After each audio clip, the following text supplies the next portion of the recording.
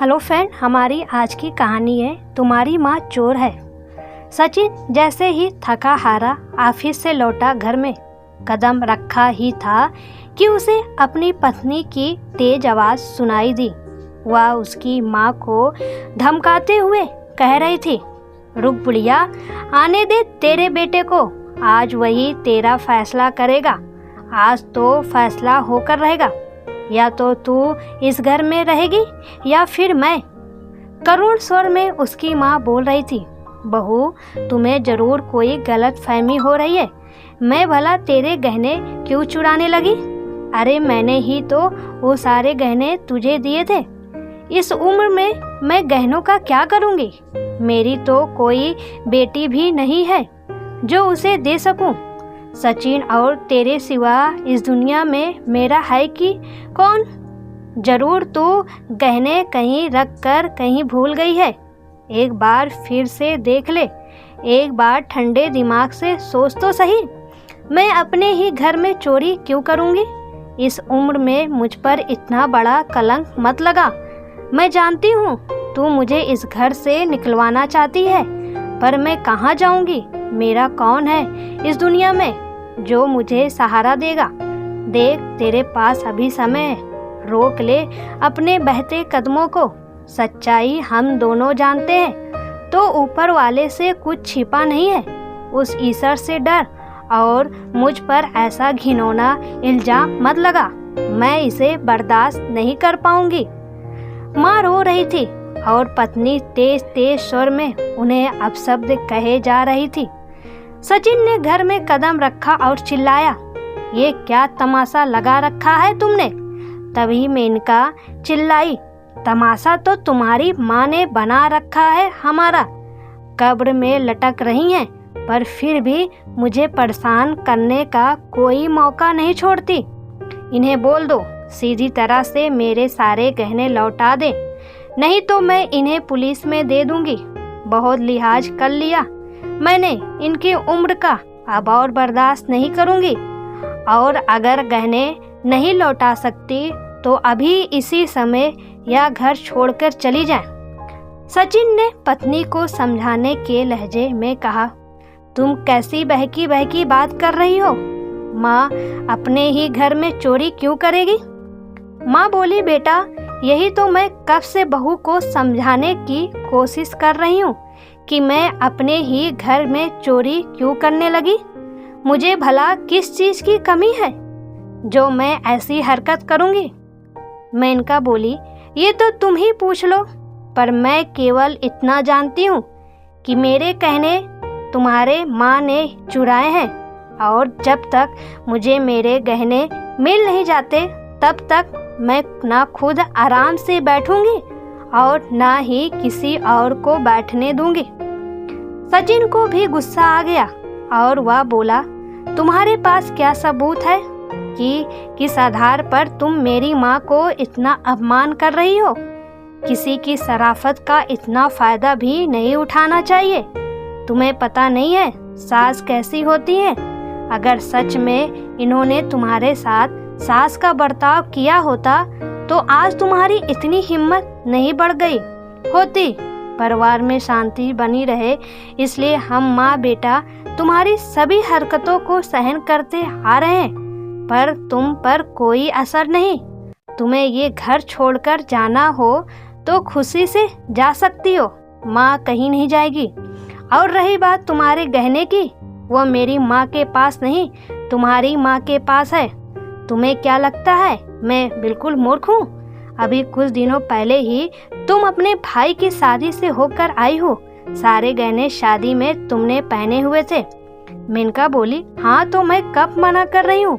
भाई की शादी में मैंने सभी गहने पहने हुए थे और मैंने उन्हें लाकर अलमारी में रख दिया था, और आज जब उन्हें देखा तो वो अपनी जगह पर नहीं थे।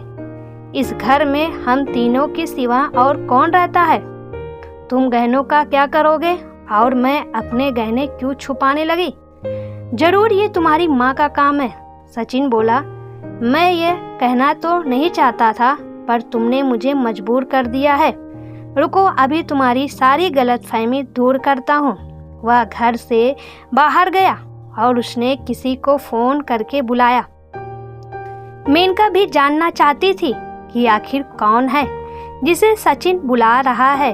कुछ ही देर में मेनका के पिताजी उसकी माँ के साथ वहाँ पहुँच गए।